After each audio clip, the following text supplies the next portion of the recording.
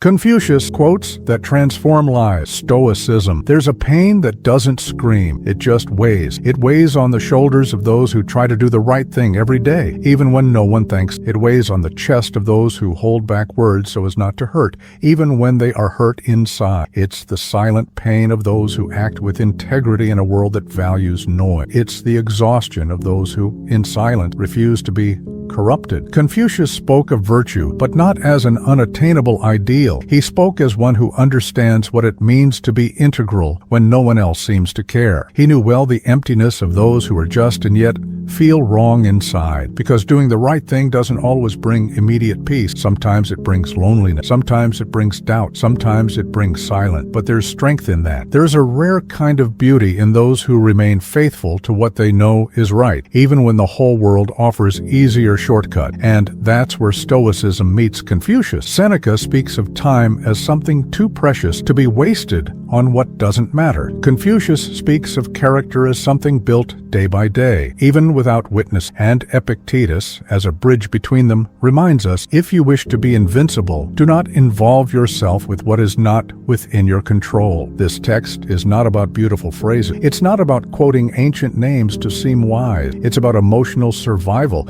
It's about those days when you do everything right and yet feel like you're failing. It's about finding, in ancient words, a mirror for your tired dignity, a place of refuge, of reunion, because there are phrases that are not meant to impress. They are meant to sustain. They are meant to remind you on the toughest day who you decided to be and why. 1. Demand much from yourself and expect little from others. Thus you will avoid many annoyances. Almost no one says it out loud, but many feel it, the frustration of giving your all and not being remembered, of extending a hand and receiving silence, of thinking of the other and never being thought of. There's a hidden pain in those who give too much, a pain disguised as tiredness, but which is, in truth, a longing for reciprocity. Confucius understood this long before any social media, long before hearts or messages left in the void. He knew that the human heart suffers not only from what happens, but mainly from what it expects to happen and doesn't. Expecting too much from others creates an emptiness that repeats, grows, and sickens. The trap is subtle. We do for others what we would like them to do for us, but we forget that the other does not have our pain. They don't have our emotional language. They don't feel the same way. And then we get frustrated. We complain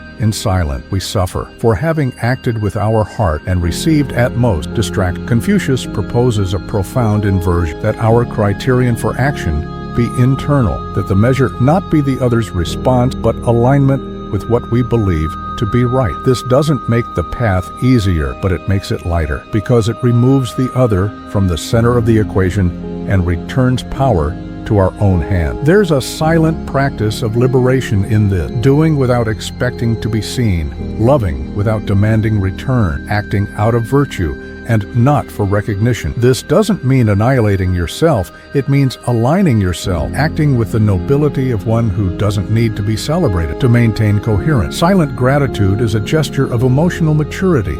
It's when you do good, and instead of expecting applause, you just take a deep breath and move on in peace, because you know that the value of what you do doesn't depend on who sees it. It depends only on who you refuse to stop being, even when no one noticed, even when no one reciprocates. Even so, still, always. 2. The superior man is modest in his speech, but exceeds in his action. There are people who carry the world on their shoulders and remain silent, who get up early, keep promises, listen patiently, help where they can, and yet go unnoticed. These are the people Confucius calls superior, not out of arrogance, but out of depth, because they've learned that true value isn't in what one says about oneself, but in what is built in the invisible. We live in a time when talking has become a strategy, exposure has become a necessity, showing has become an obligation, and those who are discreet, coherent, present seem almost strained. They seem out of place. But the tree doesn't demand applause to keep growing. As Marcus Aurelius reminded us, it just grows. Even if no one observes it, the silent cry of those who do much and are never remembered is real.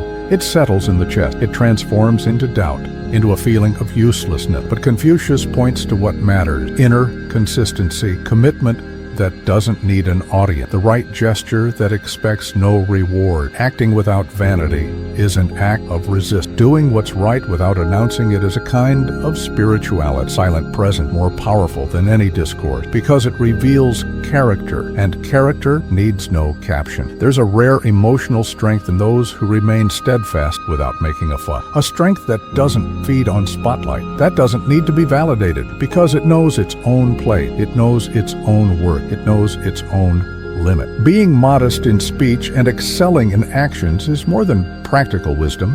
It's a choice of integrity, a way of being in the world without getting lost in its noise. It's living with dignity, even when no one is paying attention. And paradoxically, that's what makes this presence unforgettable, even when no one applauds it, even when no one comments, because in silence it remains, and it transforms. 3. Do not be distressed if others do not understand you. Be distressed if you do not understand yourself. Few pains are as intimate as that of not being understood. You speak, and the other hears something else. You explain and are misunderstood. You show yourself, and yet are not seen. This feeling of being surrounded yet still alone is one of the most silent wounds of the sensitive soul. Confucius knew that the desire to be understood is legitimate, but he also knew that placing our peace in the validation of others is a dangerous path, because others do not always have enough depth to understand us. They don't always have time, they don't always have interest, and often they don't even have themselves. He proposes a shift in access, a subtle yet transformative turn.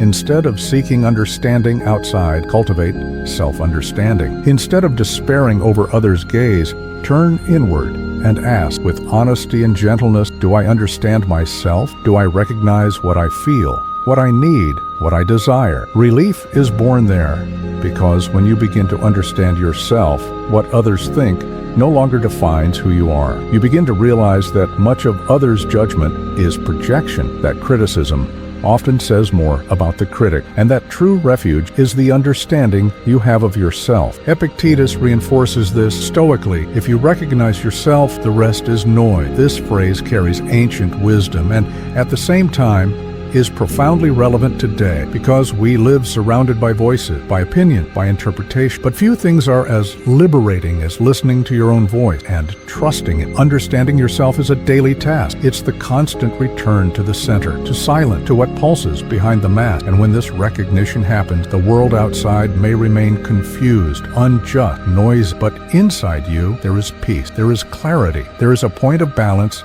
that no one else can take away, because it's not outside, it's within you, and it always has been. 4. To know what is right and not do it is a lack of courage. There are silences that scream inside. They are not the silences of what was not said to another. They are the silences of what was not done by ourselves. That choice we postponed, that boundary we didn't set, that exit we know is necessary, but we keep pretending it's not there. This kind of omission weighs. It weighs on the body, it weighs on the conscience, it weighs on the soul. Confucius does not soften.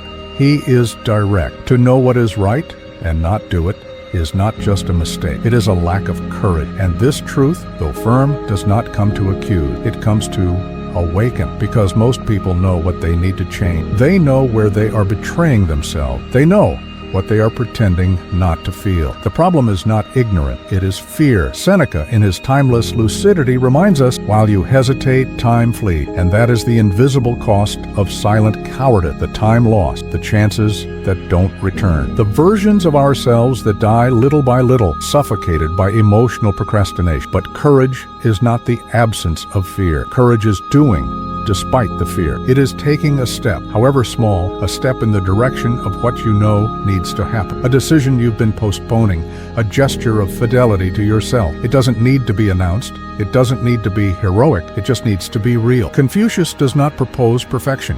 He proposes integrity, and integrity begins with small actions that align what you feel with what you do. It's in that instant when you stop waiting for something external to push you and decide in silence that you will do what is right, not because it will be easy, but because it will be true. This step, even if invisible, has a sacred weight, because it is a step that breaks a cycle, that unties a knot, that reconnects you with the most forgotten part of yourself. And sometime all you need is that, a gesture, a movement, an instant of quiet courage, and everything changes. Because you changed, because you finally decided to take yourself seriously. 5. Carry a handful of earth every day and you will make a mountain. Most transformations don't begin with shout. They begin with small gestures, so small that almost no one sees them, so silent that even you sometimes doubt they are making a difference, but they are. One gesture at a time, one effort each day, one coherent choice amidst chaos. That's how a mountain begins to be born. Confucius knew that the human soul is impatient. It wants quick answer, grand change, spectacular turnaround. But he also knew that the true path is another. It is the path of persistence, of constancy, of firmness that doesn't need haste. It just needs to continue. The mistake lies in thinking that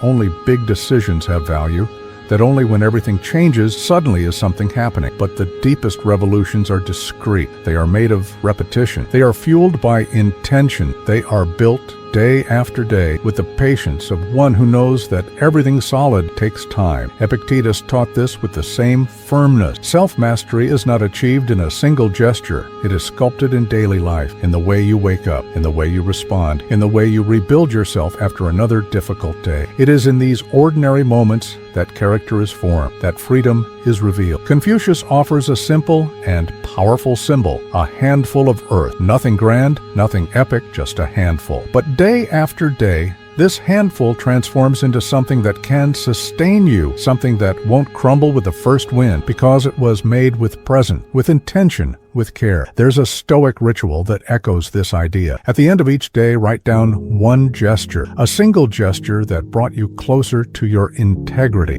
Maybe it was saying no. Maybe it was listening more attentively. Maybe it was keeping silent when everything in you wanted to react. This gesture alone might seem small, but alongside so many others, it builds something immense. A life lived with integrity is not an out. It reveals itself, grain by grain, choice by choice, presence by presence. And when you least expect it, you look back and realize the mountain is there, not because it was easy, but because you didn't stop. You kept going, even when tired, even when alone, even in silence. And that is strength. Of the rarest kind, of the most real kind, of the most transformative kind, the forgotten nobility of those who do right in silence. There's a rare beauty in those who remain steadfast, even when no one sees, in those who choose what's right, even when no one recognizes, in those who act with integrity, not out of obligation, but out of inner coherence. This silent nobility is perhaps one of the most urgent virtues of our time, and also one of the most forgotten. Confucius and Seneca, separated by cultures and centuries, would meet at this point. Both knew that good remains good, even when it's not celebrated. That virtue doesn't depend on an audience. That dignity